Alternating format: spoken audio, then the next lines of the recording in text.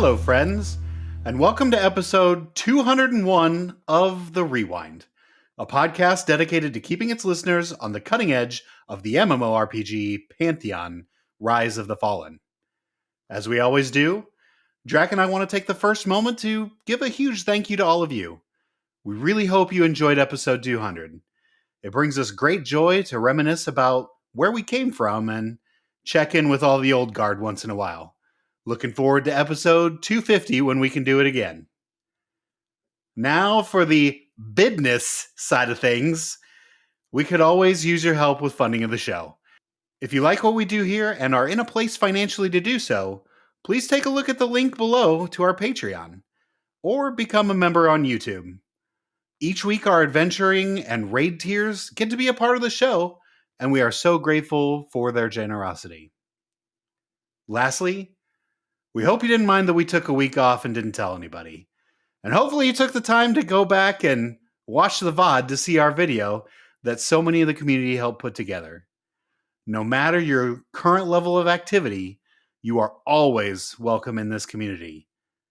Unless you are one of those D-bags on Reddit that blast our show for no other reason than for your own personal enjoyment. Enjoy your time on Blackmoon, lamos. Now, on with the show.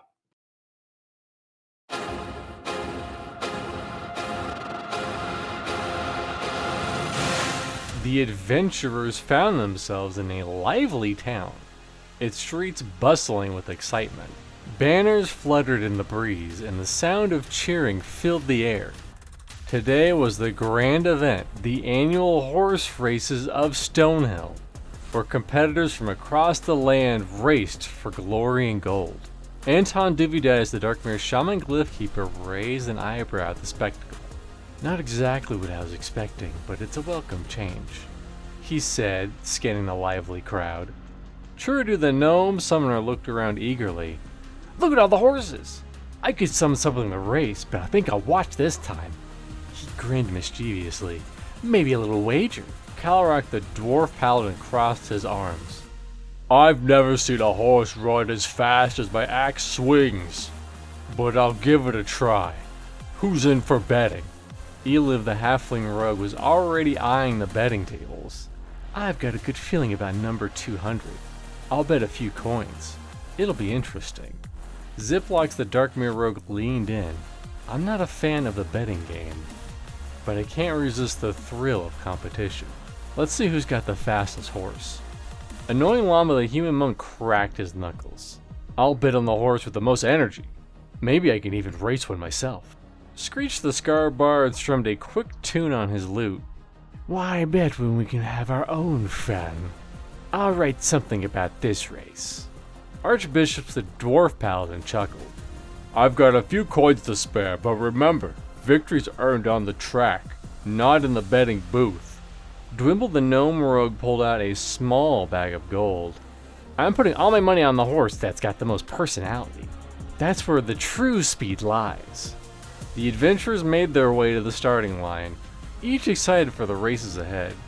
The horse lined up, eager to start, and the crowd's anticipation grew. It was going to be a thrilling day of wagers, watching, and maybe a bit of friendly competition. Who knew? Maybe they'd find themselves racing in the future.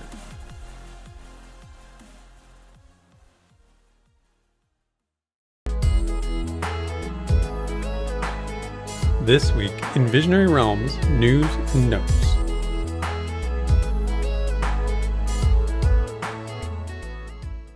All right, Domlos, I know that we took a week off, so obviously the Pantheon community is in disarray, but we got lots of good stuff to talk about. Yeah, that's the advantage of taking 2 weeks off, right? Like we can have 2 weeks of stuff worth to talk about. So what do we got, Drac?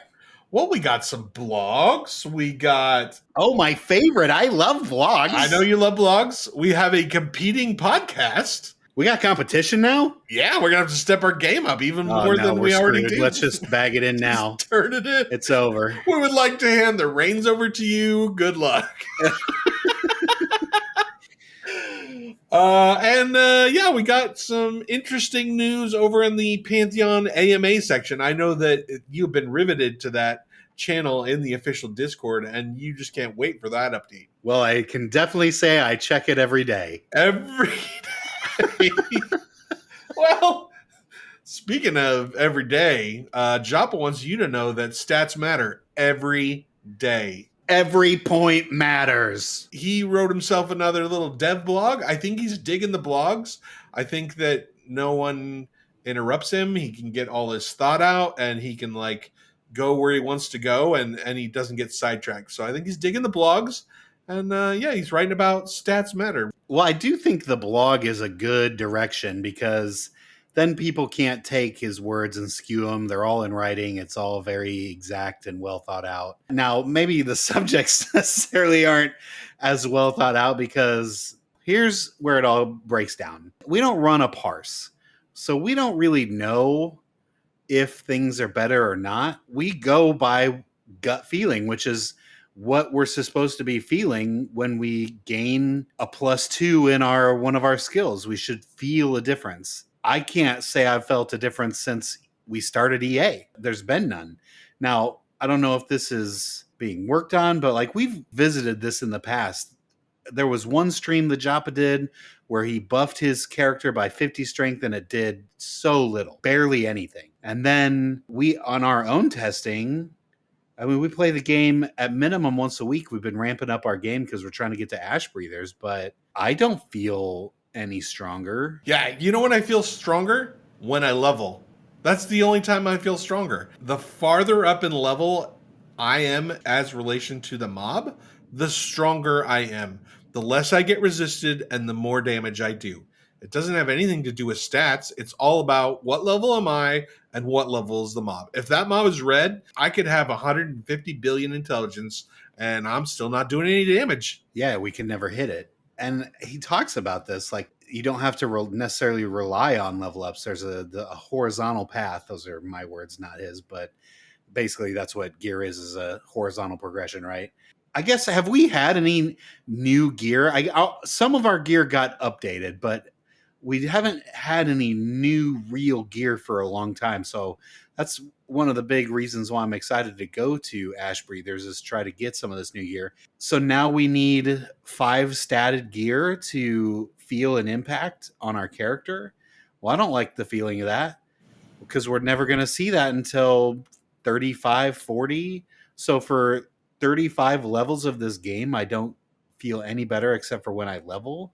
I don't know where this is going, and it's super confusing. And even with a blog, I'm sure it makes sense in his brain, but like I don't see it. And I am the average gamer because I'm not someone who is going so hard to check out every number of sword damage that I do, or is my shield bash any better, or because I don't care. I shouldn't have to look at exact numbers to understand that. I should be able to, like Joppa wants it to be, I should feel it when I get something different. And maybe we need to go back, and I know when Black Rose Keep comes out, we know it's a lower level than our main, so we're going to have to go play some alts. So maybe we go back and really test that out and see, do we actually feel stronger as we get new gear on these tunes? I just don't feel it. I just am not feeling it. I wish I was, and I'm not.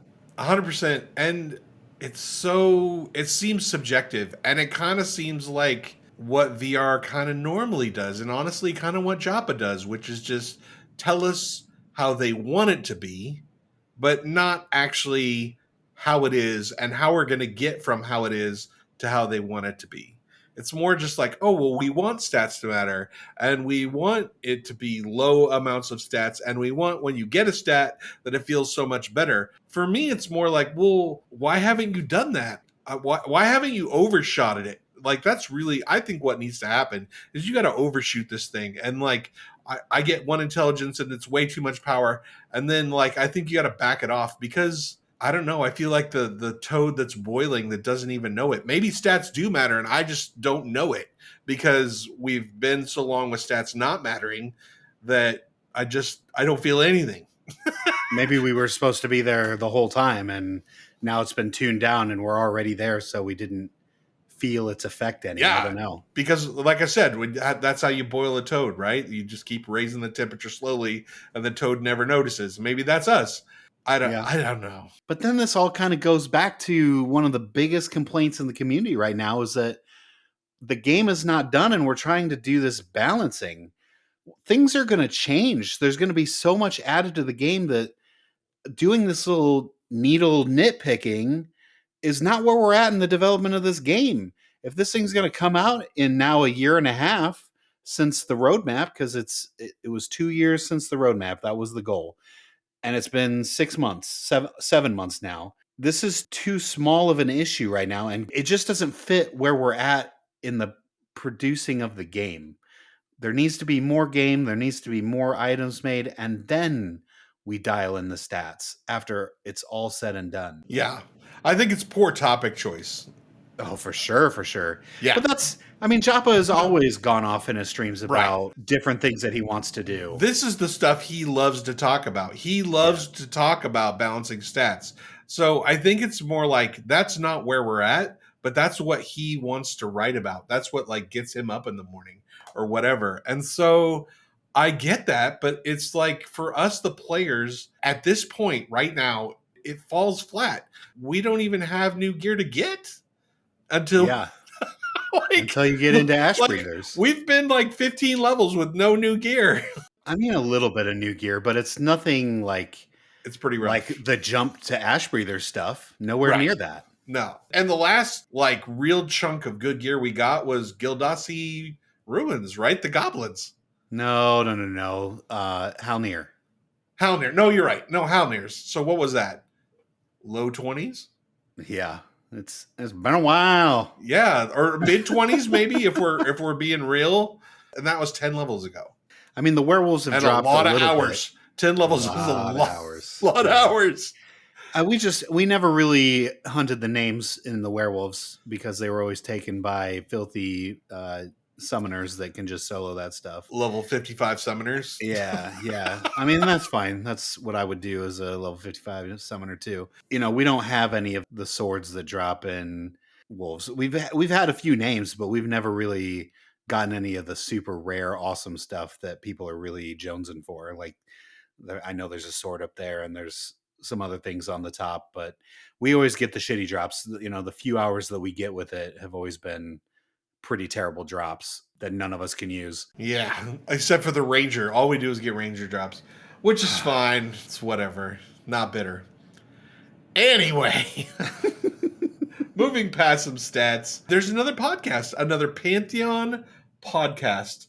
They're calling it Pantheon. Get it? Nope. I don't understand. You don't see that? Is that supposed to be a joke? You don't see that one? It's like right there. That's low hanging fruit. Oh, Pantheon. Oh no, I'm kidding. It's a good name for sure. It's not bad. I think it's pretty good. And honestly, I listened to I've listened to part of 3 of their episodes. I haven't been able to actually sit down and get all the way through, but I think that's pretty decent.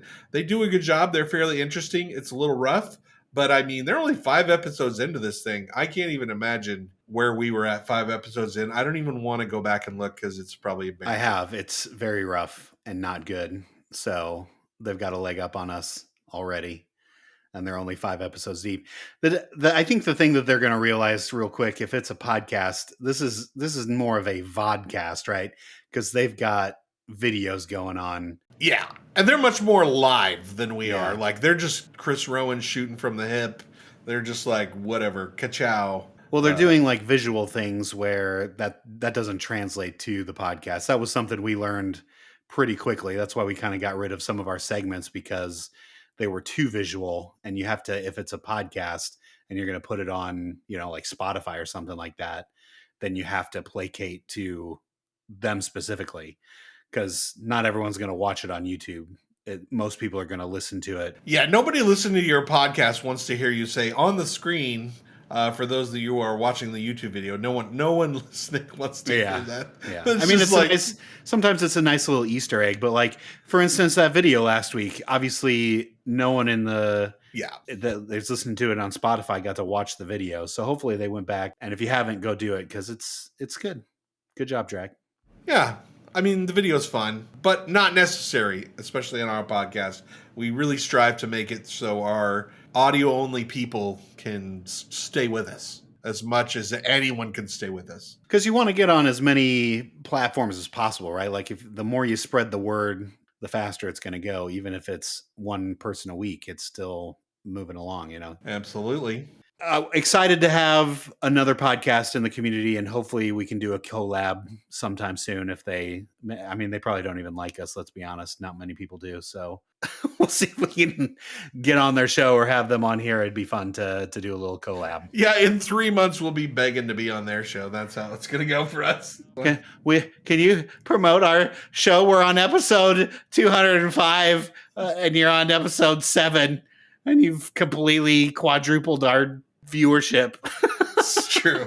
100%. Well, let's hit blog number 2. Blog number 2 is from Neff, our good buddy Neff. He is, of course, the crafting / do everything dev over at VR. And he gave us a blog about how the crafting stations are getting a visual makeover. Because before they all kind of looked just like tables.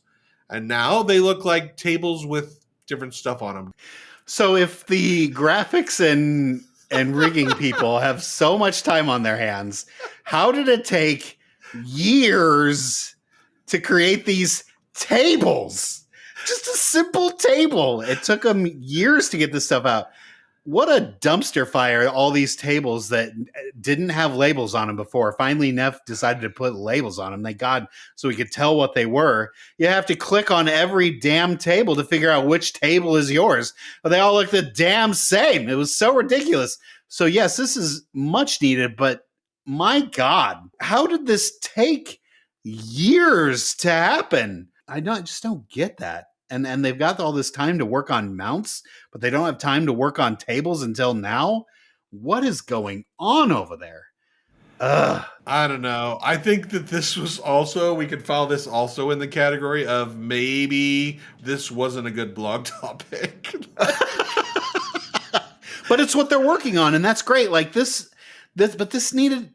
How did they just how are they tables for so long? How is this a project that takes any amount of time? That's what I want to know. We have all kinds of crafting needs right now. We have higher level zones that don't have any harvesting nodes in them. We have the removal of group harvesting, which was super fun, and I want it back. We have and was a staple of the game. Yeah, we made don't it different than any other crappy MMO that's out there. Dude, it made me actually be interested in crafting for Pantheon. Exactly. We have these unique recipes that are supposed to drop off named mobs that are only supposed to be one-time recipes that we're then supposed to be able to make. And then those are supposed to be like everywhere, doing all kinds of things. So then we can have unique gear via crafting. Where's all that stuff? I haven't seen a recipe drop in, 10 levels? Who cares, Drac? We got tables. We got tables with bottles on them.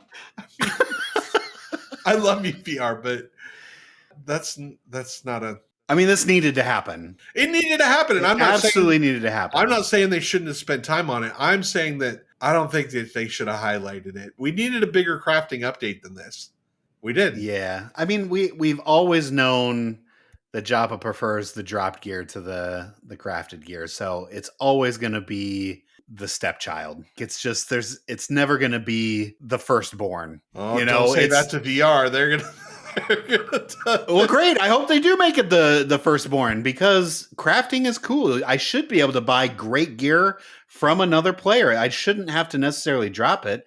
The problem is when people get there and they start giving stuff away, and then it makes it less great. And I think we came up with a bunch of great solutions several episodes ago where we're like, the piece that you need is a one-time drop off of a raid mob, so it's not just you can give this stuff out, because no crafter can just go solo a raid mob? The answer is already there. You don't put them in chests.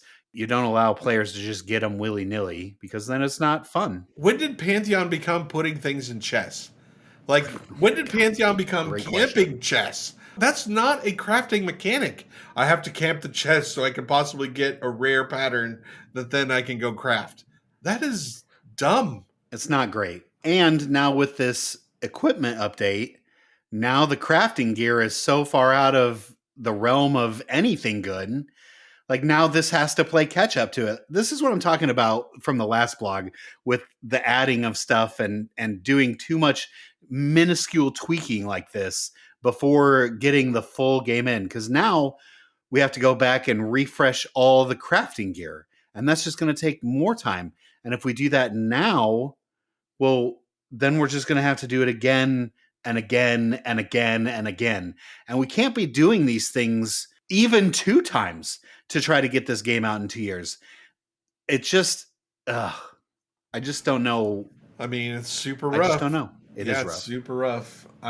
As you said, I think they should put crafting in its entirety, 1 to 50. Get it in the game. Same thing with classes. Yeah. Get our kits done so done. Then we can do some tweaking. You shouldn't be touching any tweaking until these kits are completely done, 1 to 50 or 1 to 40, wherever you want to stop the game. It needs to be done and decided and not moved. We need something to anchor to, and we don't have anything anchored.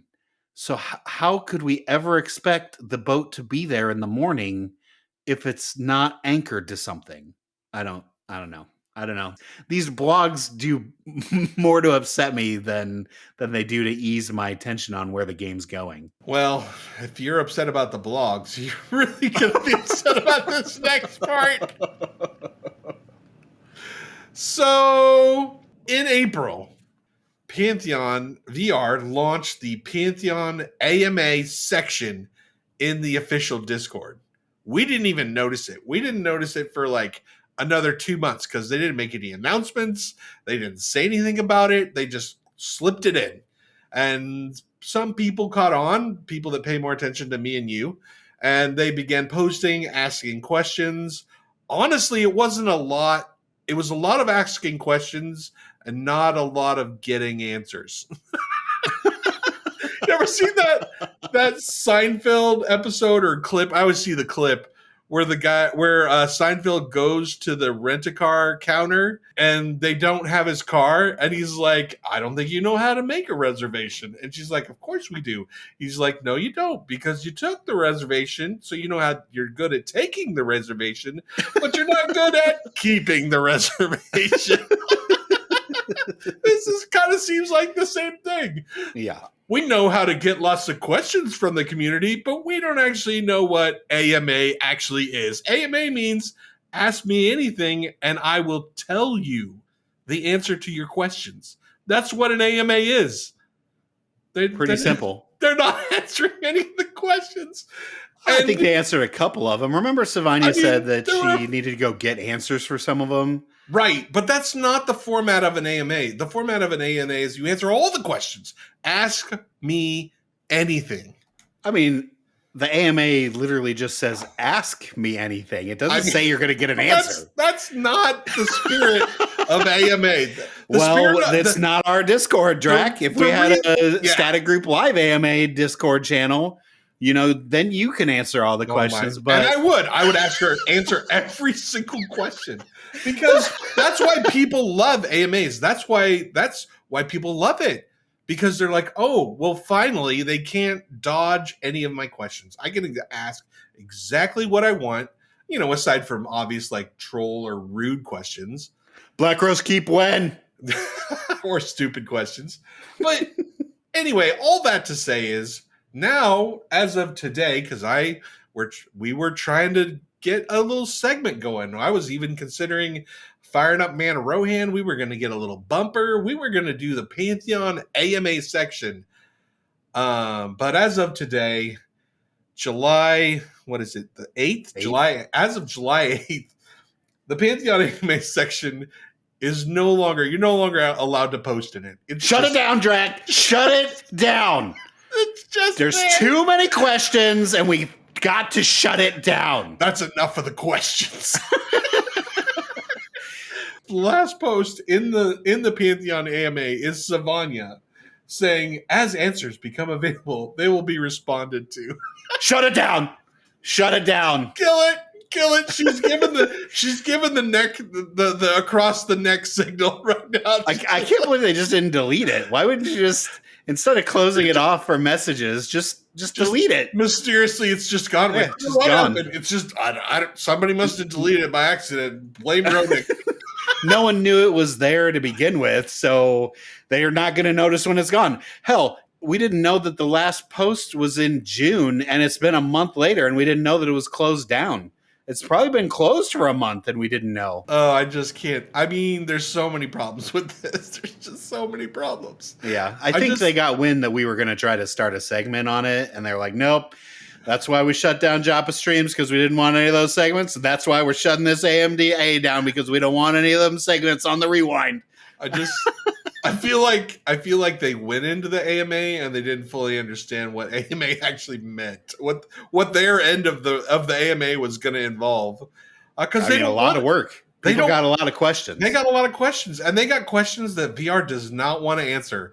And that's fine. I'm okay with that, but you can't put something that says Pantheon AMA and say we're going to answer all the questions and then not answer any of the questions. Like, yeah, that's real weak. That's fine. I mean, we all have known communication is not necessarily the cornerstone of what this game has been built on. So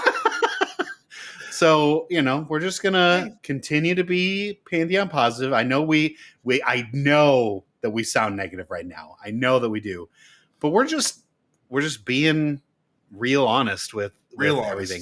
We still want to play this game. We are still grinding our asses off for hours upon hours, doing the same things over and over again. Yes. I just dinged 34, and I've got another 8 hours before I hit 35. And you know what grinding? Else? We refuse. We flat out refuse to do the easy thing, which is just go solo ducks for hours on end. We just refuse, because that is not what you do in an MMO. And all you people that just are like, whatever, I'm just going to sit out here with my one button macro and play an MMO by myself for hours, probably botting. I lose respect for you. We're actually doing it. We're grouping up. We're in our static, and we're making it happen. The grind is so unbelievably miserable. I can't believe that there's, I don't know. The werewolves are fine, but they're boring. They're boring. They don't have really anything other than the blood mages. That's about the only real danger that's there. This kind of becomes the problem with when fighting blue mobs, right? Like, we've made the blue mob the sweet spot. Well, we've lost the challenge part of it. Yeah. And it's not between the con. We can literally pull 9 things and be like, whatever. Doesn't matter. And I still think we can keep the sweet spot to be blue. But then the game has to become hard. And it's been washed down a little. I mean, remember when we first went into Halnir and we had Ravagers stunning me and then ravaging me right off the bat. And that's a challenge that we had to overcome. We had to learn how to interrupt and do that. But now we've just kind of made it, maybe you throw an interrupt on the blood mage when he does the mass drain blood. And that's only so the kill goes faster. It's not because we can't. Yeah, I could never interrupt the blood mage thing ever, and we would still kill it. Yeah. That's right. Not how it used to be. If you missed the interrupt, he was going back to full life. Yeah, and you were not going to survive. And you might not have enough mana long enough to keep your healer couldn't make it through a second rotation of that dumb thing. It's like in a raid. If you don't do the mechanic, you lose. But this is now, you don't do the mechanic, so. And there should be some give, too, right? Like, there should be, if you miss 1, maybe 2 of the mechanic, maybe you shouldn't fail outright, but it should certainly be very touch and go. We are all over the map all the time. It depends on the time of year, I guess. Sometimes it's hard, sometimes it's easy, sometimes we get a lot of updates, sometimes we don't. There's always a lot of bugs. I don't know. I just You're don't know. all this anyway. It's fine. All that to say, back to our original point, we're still in Pantheon. We're still playing Pantheon. We are looking forward to getting into Ash Breathers. We are looking forward to getting to BRK. Heck, I'm looking forward to getting to Seville Manor, even though I don't even know when that's coming. But It might not be till it comes out. it might not. But all that to say is, we're still here. We're still struggling through. Even if we criticize some things, we're still Please don't take that as us being negative. Yeah. It might be a negative comment, but it is not that we dislike Pantheon. It's because we care. We want the game to be good, and we just don't know what's going on, and no one is telling us what's going on because we don't have Joppa streams and we don't have newsletters, but we get little tidbits of information in a blog that nobody We get really crafting wants. I could care less about your tables, Neff. I just don't care right now. This needed to happen. Again, this is important and needed to happen, but this is not what I want to hear. I want to hear where the game is, how the game is developing, what things we're doing to improve the game that I'm going to be playing, or that I do play all the time. So how are we going to make this level 25 to 35 grind not make me completely rip out all my hair because it's fucking miserable? Right. And it's taken hours upon hours, more hours than Embers Adrift. I mean, it's right up there with Embers Adrift right now. It really That's is. not good. That's not good. Embers Adrift is rough. Yeah. And here's the big problem. If in a year and a half they say, okay, everything's wiped, we're going live, and you look at that and you say, I'm going to have to do that again, part of me is like, I don't know that I could do that again. See you in Monsters and Memories. I don't know that I could do that again. I don't know that I could do the 25 to 35 slog again. It's real bad. Now, that being said, if there's a bunch of new stuff, like if there's a whole nother continent that we've never explored and it's got all ranges in there, we're probably going to be pretty satiated. I'm not going to lie to you. Yeah. But that's exciting. But that's the way it is now. That's real Redbeard Flynn over there. Thank you. Thank you. We are still Pantheon positive. Pantheon positive. But damn, this has got to be finagled. The only way you can finagle this is by finishing the game so we have something to anchor to so we can make proper adjustments one time without having to make multiple adjustments multiple times. From the SGL Action News Desk, this is MMO News, featuring your anchors, Drac and Daimlos. All right, Daimlos, I have got one for you this week. This is right up your alley. What? We're talking anime MMORPGs. What is this, Blue Protocol? No, this is better than Blue Protocol. No. This is Pretty Derby. What the hell is Pretty Derby? Pretty Derby is a Japanese game where you create an anime girl that looks totally like a girl, but is also a horse. And she's got little horse skills, and then you run her around a track against other anime pretty girl horses that just look like girls and have, I guess, little skills. And then hold on. You see who wins we the have race? to stop here. They are horses that look like girls. Do they have like horse bodies? Are they like female centaurs? No, they look like girls. It's like anime girls. Yep. And you get different outfits, and I'm assuming from a cash shop. You dress them up like you dress them up. horses? You dress them up like anime girls. Like they have different clothing and just like pretty anime girls. And I think it looks and like then you run them through a horse.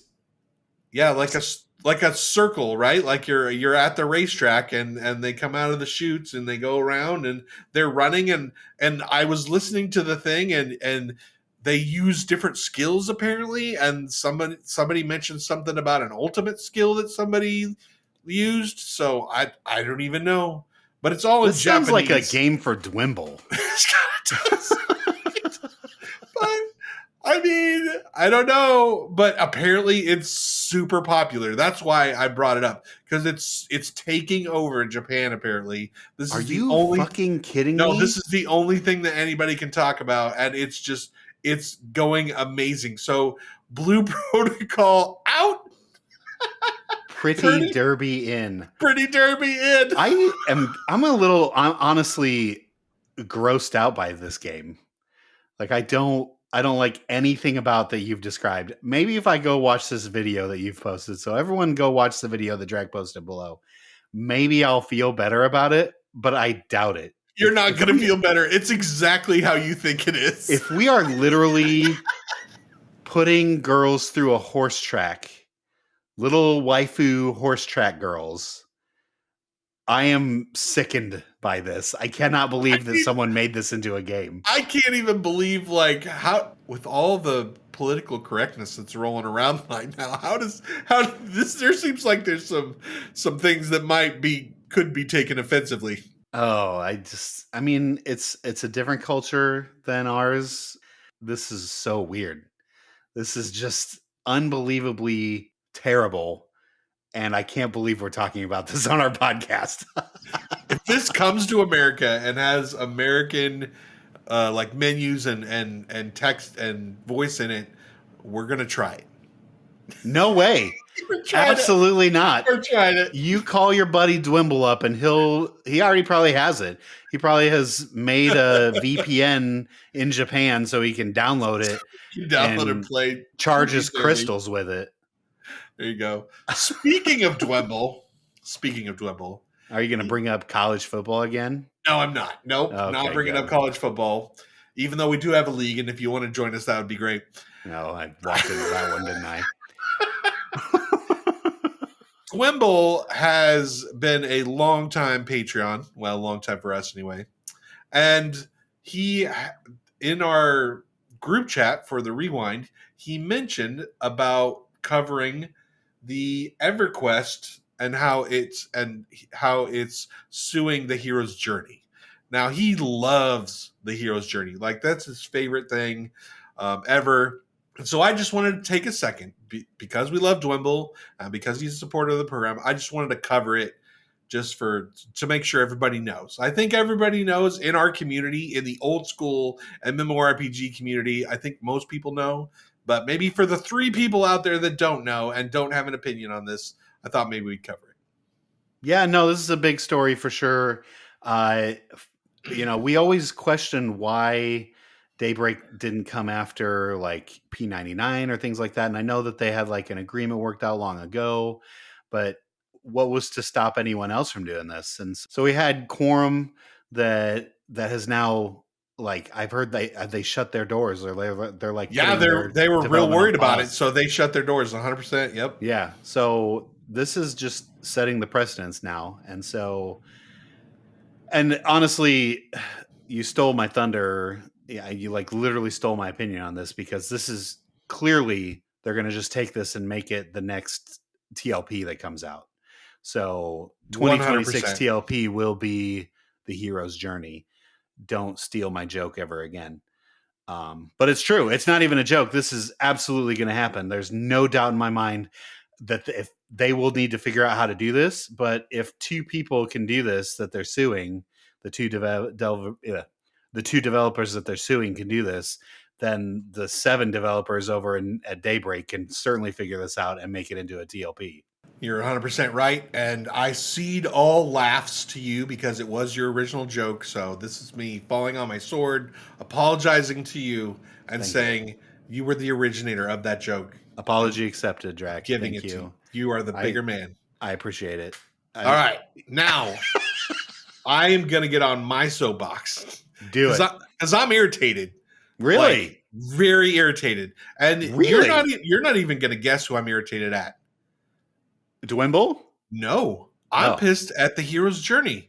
I'm pissed at them because we had And this isn't just for EverQuest. This is for the entire MMO community.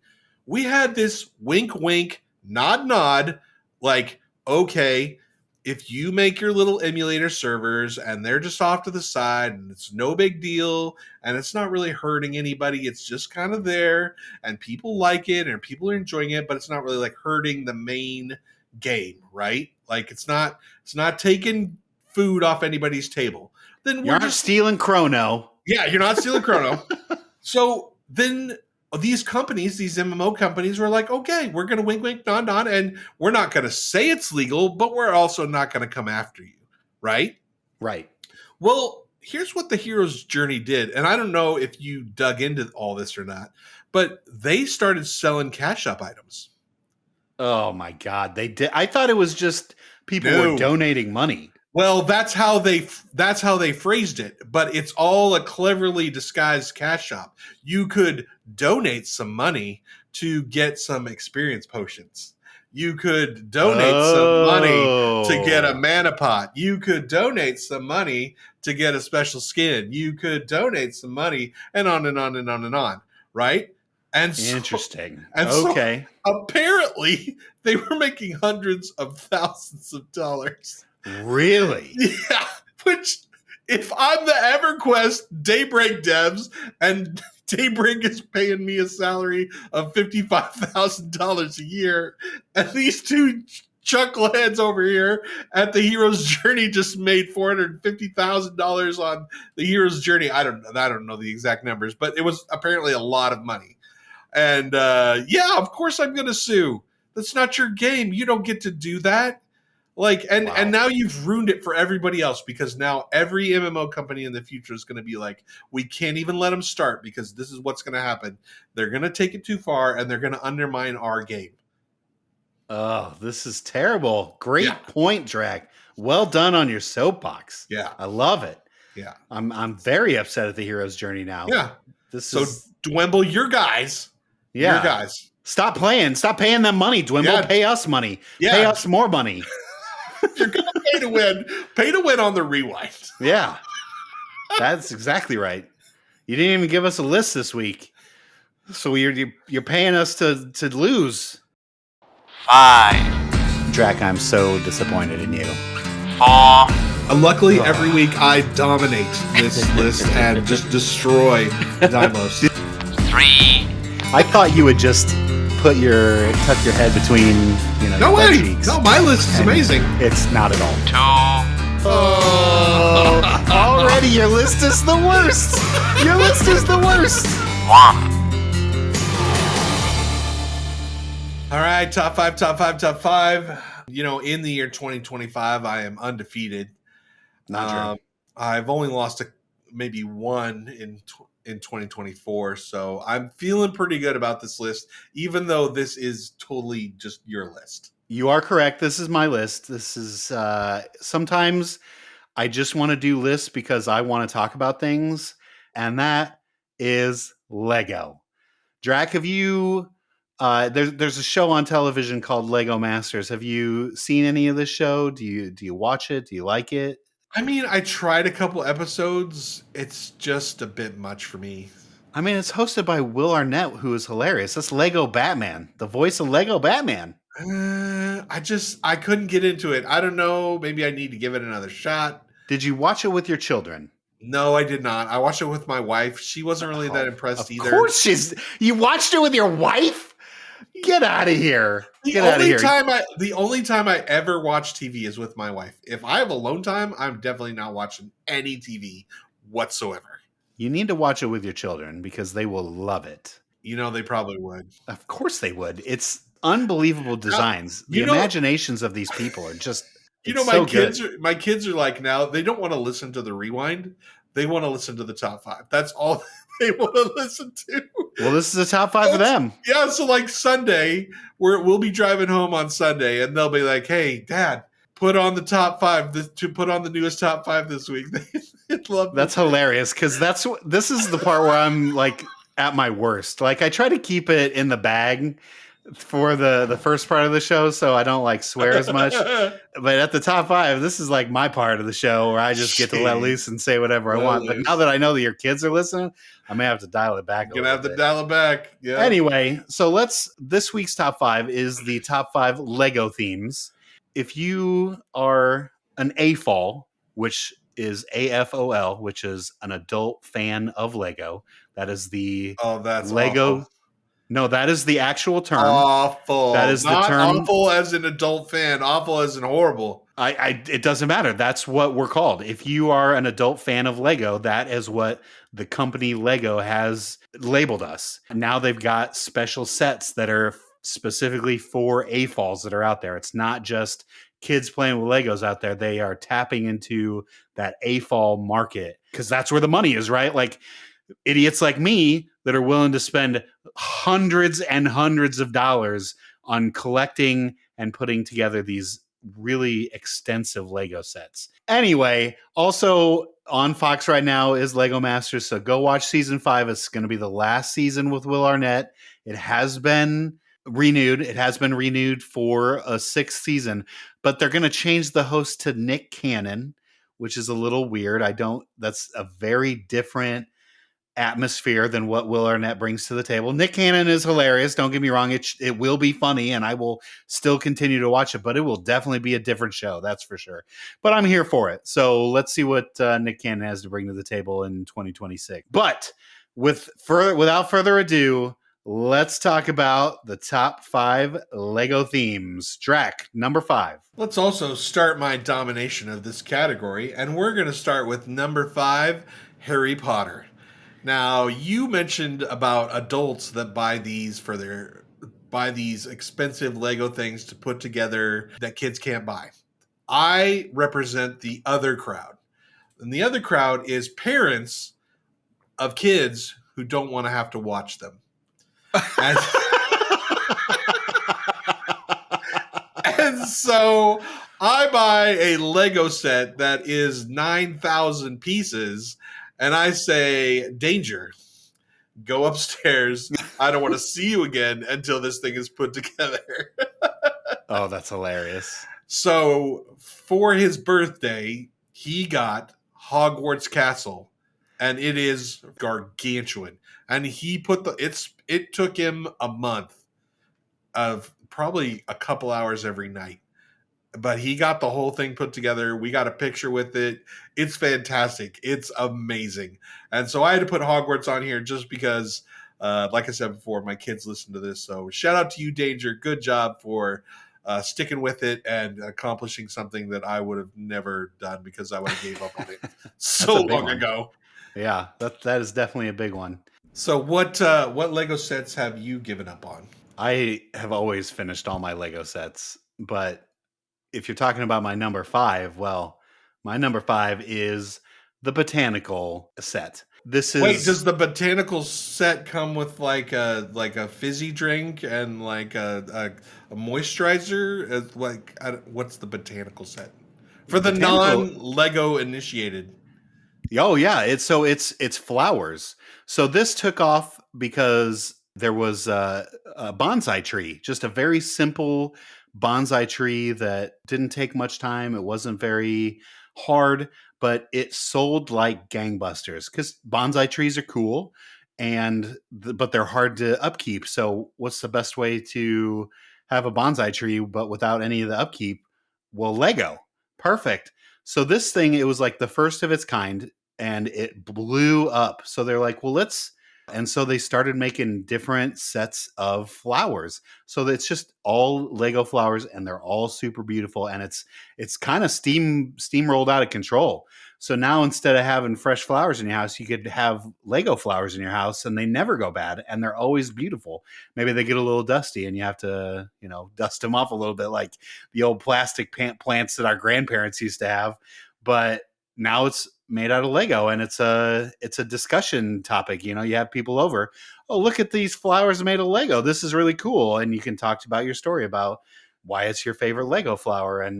But this is completely taken off in the last 3 years and is now its own set. And you can like go in and buy a bunch of different flowers. I think this is such a cool, different idea, and I like where Lego's going with it. I like that Lego as a company has explored different things.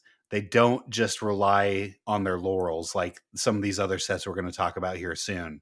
It's not just rehashing the same old thing over and over again for the last 100 years. It's let's take new ideas and see where they run. And they could end up like this botanical set and completely blow up and completely open a different market that Lego had never been able to market to before. I just think Lego's such a cool company. I'd love to work for them, but I never will because I'm not an engineer and not cool enough and not imaginative enough. Number 4.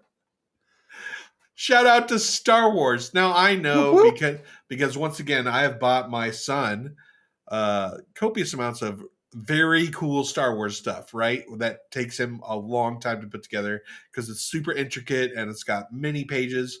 But I remember, I'm old enough to remember when my version of Star Wars was, they had like little pylons, and I think it was for like road construction sets, but it was kind of clear and it was kind of tinted.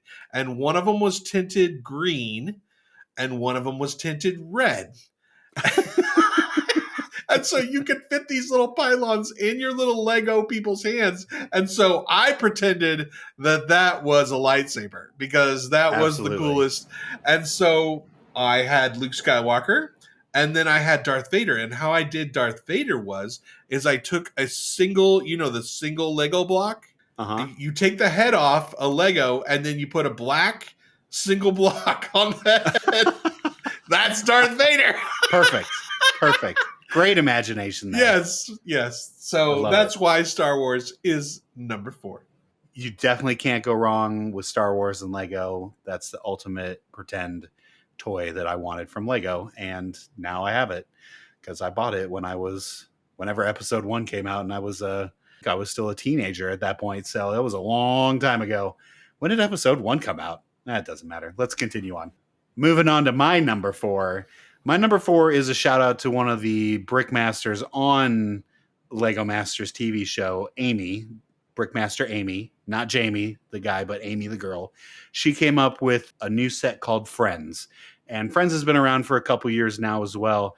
And this is for all the daddies out there that love Lego, but ended up having a daughter that didn't necessarily like city and sci-fi stuff. And they wanted things like campers and, Polly Pocket bullshit and a lot of fun stuff that girls like too. And inclusivity and Lego minifigs of all kinds. This is a concept that allowed girls to come to Lego as well. And I thought this has to be represented in my top 5. This is one of the coolest ideas Lego's ever had because it shouldn't just be for boys. Lego is for everybody. Imagination is for everybody. Building things is for everybody. And this is like the first set that really got away from that. And I love it. And it's for everybody. I mean, boys can play with friends too, but the boxes are pink and it's fine. But it's a set that isn't necessarily geared towards little boys. Right. And I think that's such a cool concept. Again, I think Lego is such a cool company and they're so ahead of the game, ahead of every curve. And they will be a toy company that survives forever. When toy companies come and go and they don't know how to sustain, Lego will always know how to sustain because of Lego sets like this, like Botanical, like Friends. These are just really cool things that Lego has done that I really want to mention in my top 5 because I really love Lego. Anyway, make fun of me, Drac. Go ahead. I've given these to my niece a whole bunch. She loves them, and I'm so happy that she does because that's something we can talk about. Our shared love of Lego is something that her and I can talk about now. So that's pretty great. She also likes Pokemon because of me, so I am the greatest uncle of all time. Anyway, on to your number 3, Drac. Let's hear it. Number 3 has to be Pirate. The pirate theme is just, it's just so cool. It is so cool. Dude, cannons. And then they started putting the cannons in that fire. And then the cannons would fire things and swords. And it just, I don't know what it is, but Pirates Lego are cool. just lends itself to this era just really well because all the things on the sea you could build really well with Legos. Yep. And so Yep. it just works. And One so of my very first sets was one of the pirate ships, and I just am in love. That was one of the things that made me fall in love with Lego, was that pirate ship. So this is definitely near and dear to my heart. Great pick, Drac. I'm loving your list so far. It's, not as refined of a taste like mine. I feel like you're playing Legos with your pinky up. That's what you're doing. I am. I definitely am, especially this next one, because my number 3 is ideas. Oh, And yeah. So we have an idea next to the cactus with our friends? Yes, exactly. So ideas, for anyone that doesn't know, is every year Lego puts out a contest to builders, and people can submit their Lego creations that they've put together to potentially become a real marketable Lego set, and they get like a part of the proceeds. It's a big deal. One that I purchased was the player piano. A person submitted a player piano that actually works. It hooks to my Lego app. I can turn the player piano on and it will look like it moves. It has a battery operated system inside, so it looks that the keys are playing the song that plays on your phone. And so the Legos itself doesn't make sound. It doesn't have pitched strings like you would think it would on a player piano. The song actually comes out of the phone app, but the piano itself moves based on if that is on or off.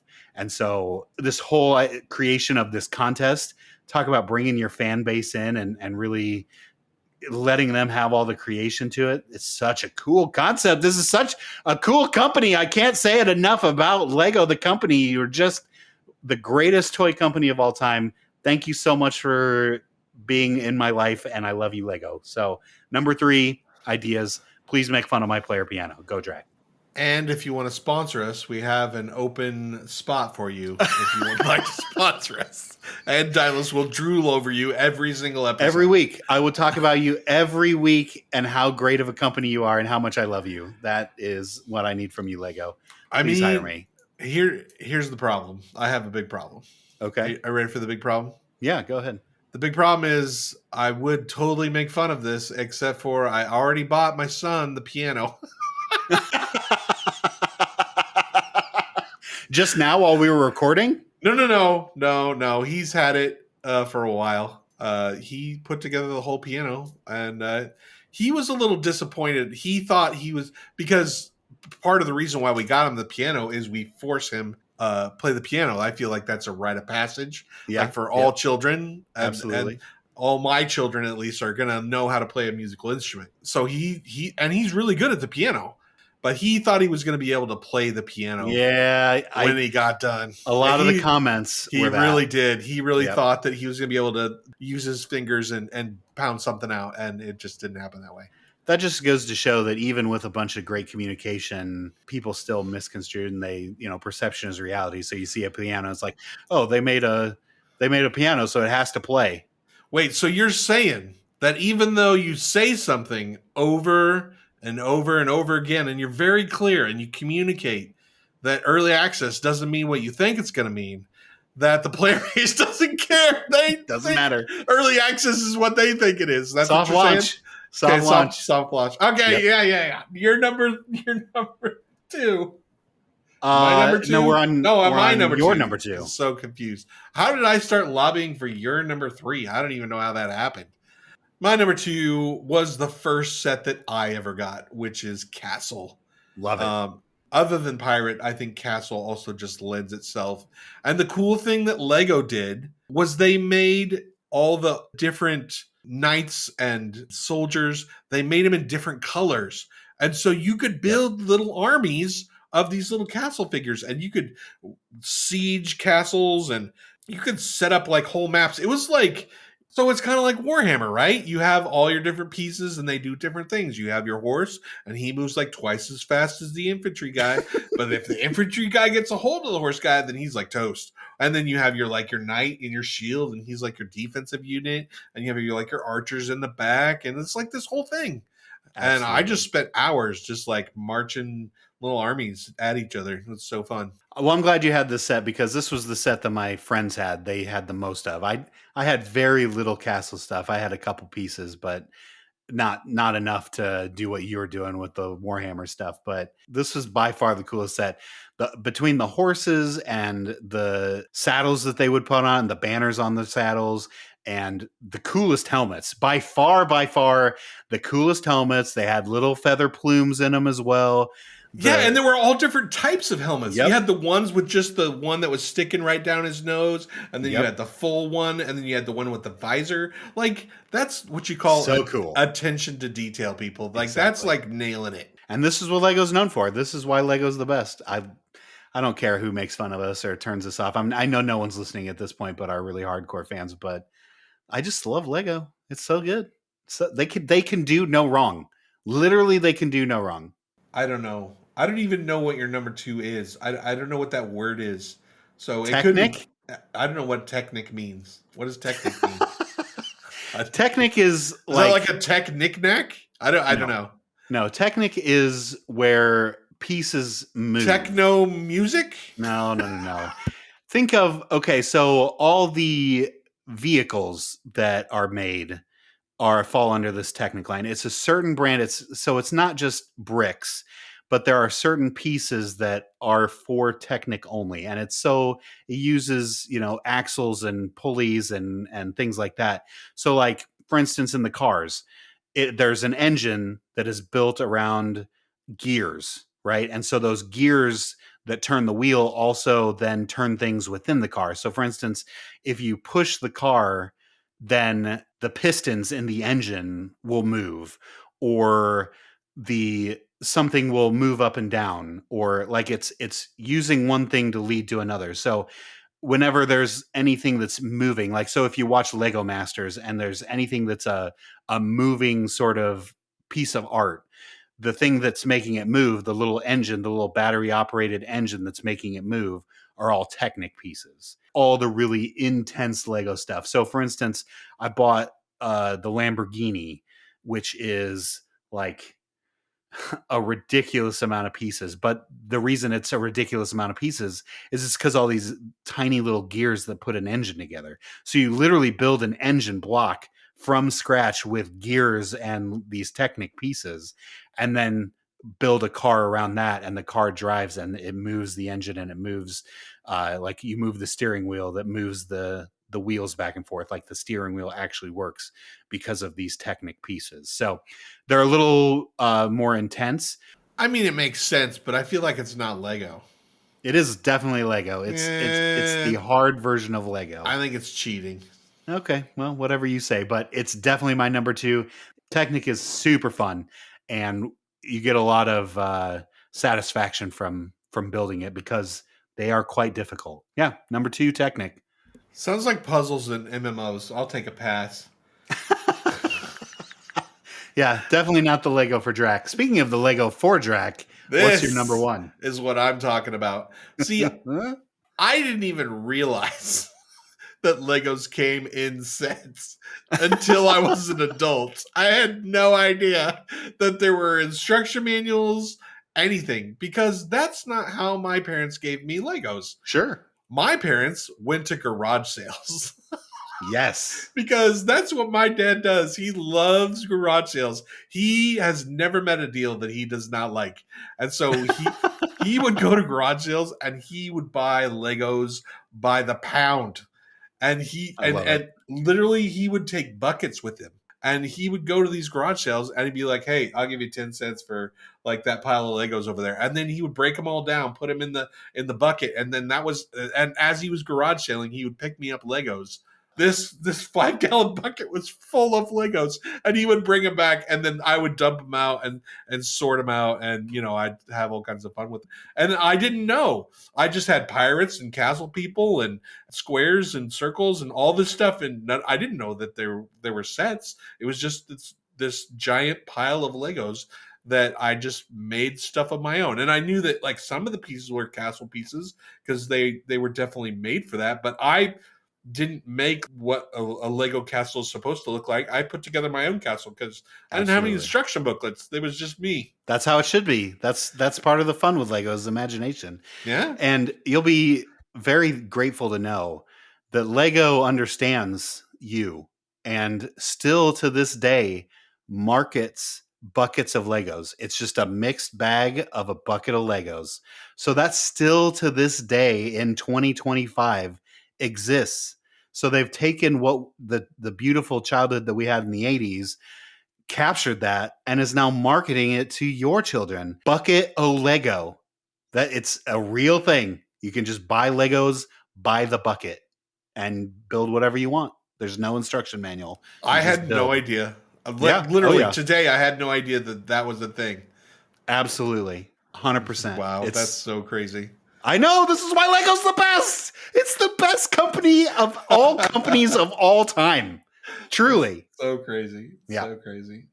Well, all your other top fives have been horrible, but I can get with your number one because anything in this category is my favorite. So go ahead. Your number one.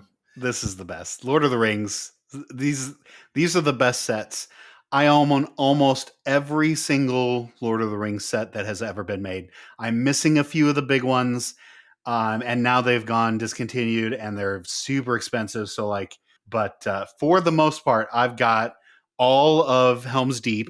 There were several sections you had to buy. It wasn't just all in one box. There were a couple different boxes that you had to buy. I've got the Mines of Moria, where they're fighting the cave troll scene. I've got Weathertop, where the Nazgul and Aragorn are fighting.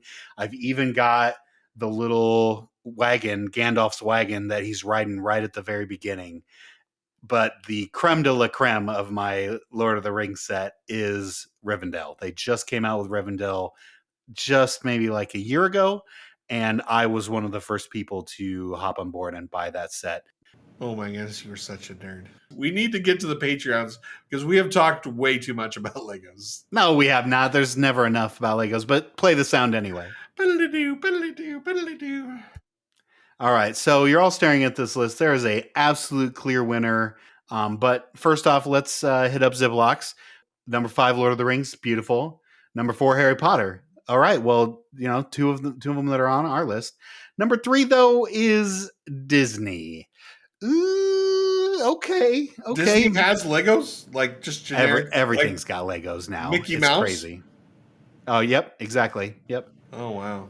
Yeah, every IP, if you're an IP of any importance, you have a Lego brand or an off Lego brand. So if we could get Lego to sponsor us, then we could have the Lego Rewind. If we had our own minifigs, that would be so stoked. They do that too, because on the show, the Lego Masters, every contestant that's on that show gets a custom minifig made, and they use that in the show. So yeah, let's get custom minifigs from Lego. That'd be great. I'm down with it. Let's get that in Lego money. All right, so number 2, Batman. I love Batman. Lego Batman. That first off, great movies with Will Arnett voicing him, but also my nephew got the new Batmobile Lego, and it was awesome. He and I put that together.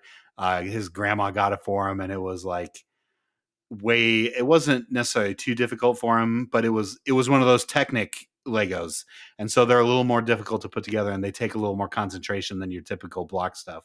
And so he wanted to come over, and he came over to my house, and we put it together. It was great.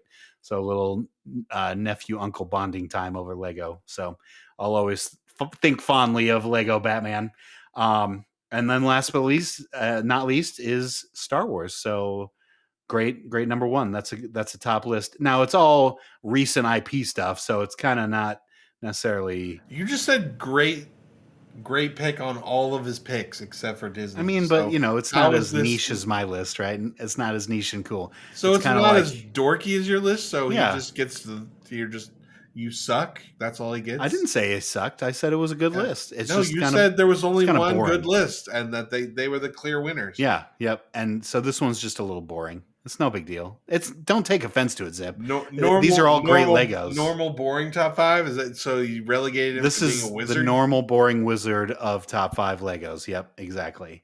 Okay. And mine is the new hot nature wizard druid of Lego is my list. So next on to archbishops.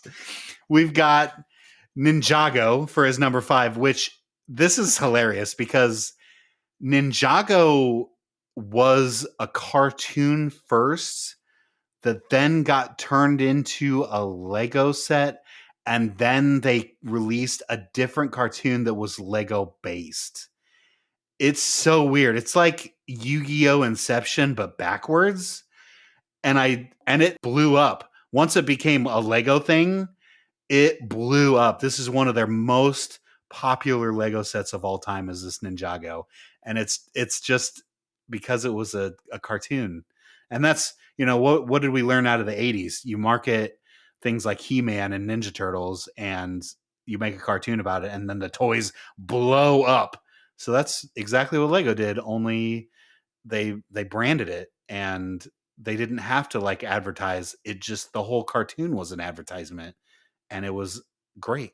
So yeah, Ninjago. I don't own any of these myself, but it's kind of a cool thing. It's kind of ninja Legos. Number 4 is an old school one, City, that we didn't talk about. City was another one that I had many of when I was a kid, and that's very near and dear to my heart. The vehicles, the like police car and the fire truck and ambulance and trains, construction worker. Exactly. City was awesome. I really enjoyed this set, and ultimately I loved taking them out of the sets and combining them all together and making my own stuff. City was perfect for that. Probably most of your Legos that you got from the bucket were City Legos because they were just the most generic, right? And the most reusable. So it was perfect. So yeah, City, great. Number 3, Pirate, super great. Number 2, Space. That was another one we didn't talk about that was old school. This is where your lightsabers came from, is the space stuff. The it was probably the space things. Totally. Likely. I didn't even think about that. Yeah. Yep. Just different type of airships and spaceships. And yeah, space was so cool. And then of course, number 1 is Castle. Archbishops, other than Ninjago, it's a weird word to say. These 4 that he's listed are just the epitome of our childhood. And I'm so grateful that he listed all of them there because they are all great Lego sets, and well done, Archbishops. But again, old, boring wizard, not new. Other than Ninjago? Yeah, again, it blew up. But yeah, so I just don't understand how Screech won if you're kind of on Ninjago. Because he had both Technic and ideas. Okay. I'm not saying that Ninjago's bad. Sorry to enter. I just, the math was not mathing, but then I forgot that you don't actually math. So continue. Yeah, there's no math involved. It's just how much agrees with my list. That's how you become the winner. They don't get to see my list. So if you list anything on my list, then you win. And he has listed 2 of the things that are on my list. And so he wins. So number 5, Star Wars. Number 4, Technic. Number 3, Zelda. I didn't even know that Zelda had their own stuff yet. I knew it was coming, but it looks like it's out now. So this is new Legos that you can buy. Looks like you got stuff to spend some money on. Yeah, right. No, $300 for the Deku tree. I think I'm going to pass on that one. I've got bigger fish to fry, but still cool. I love Zelda, and it's like I said, all IPs that are any sort of IP should have a Lego. P.S. Pokemon Legos are coming out very soon. Number 2 ideas. Number 1, Ninjago. Yeah, I mean, Ninjago's fine. Like, there's nothing wrong with it. Lego's a great company, and they marketed something perfectly like they always do and made a bunch of money and made it super popular amongst a specific age of children at the time when it first came out. I think it's kind of died down a little bit now, but yeah, this is certainly, these sets are still to this day one of their most selling sets of all time. And it's probably because it's newer, right? There's more money in Lego to go around. So that's, it's like comparing old movies to new movies, right? Like gross box office. Of course, Gone with the Wind is never going to compare to Titanic or something along the lines of when movies were more accessible to more people, right? So it's a different story. So different era, right? But everyone, great list. Even you, Drac, great list. I love your garage sale pick as number one. That's stellar. So great job, everyone. No arguments from me. None of these are bad. They're all good, but my list is still number one. I won. No, you didn't. I mean, the way you said I won clearly shows that you didn't win. I just want it to be over mostly. Oh my God, get out of here. Just shut it down. Let's get to the end of the show. Before you leave, we've one final word. Before you've forgotten all that you've heard, there is a moment evergreen. Stay here a while and listen to me.